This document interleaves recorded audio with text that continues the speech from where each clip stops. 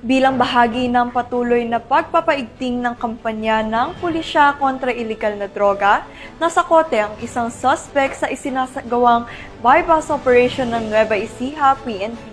Matapos mahulihan ng mahigit 400,000 pisong halaga ng ilegal na droga. Patrolwoman Lixen Ray Saweran sa report.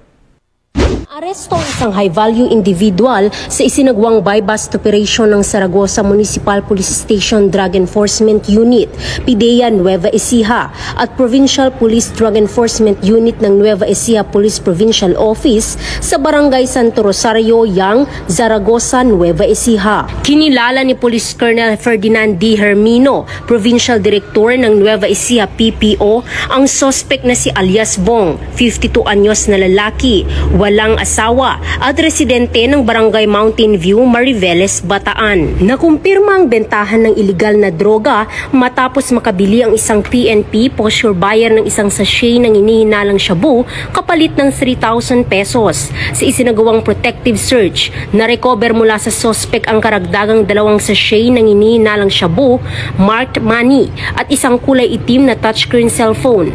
Tinatayang 57 gramo ng inihinalang shabu na nagkakahalaga ng 387,600 pesos ang kabuuang nasamsam sa operasyon. Dinala na sa himpilan ng Zaragoza Police Station ang suspect at mga nakumpiskang ebidensya para sa kaukulang dokumentasyon at disposisyon at sasampahan ng kasong paglabag sa Republic Act 9165 o ang Comprehensive Dangerous Drugs Act of 2002. Patuloy ang panawagan ng kapulisan ng Gitnang Luzon sa ilalim ng pamumuno ni Police Brigadier General Gines Fajardo, Regional Director ng Police Regional Office 3, sa publiko na makiisa sa pagsugpo sa kriminalidad upang mapanatili ang kapayapaan at kaligtasan sa buong rehiyon.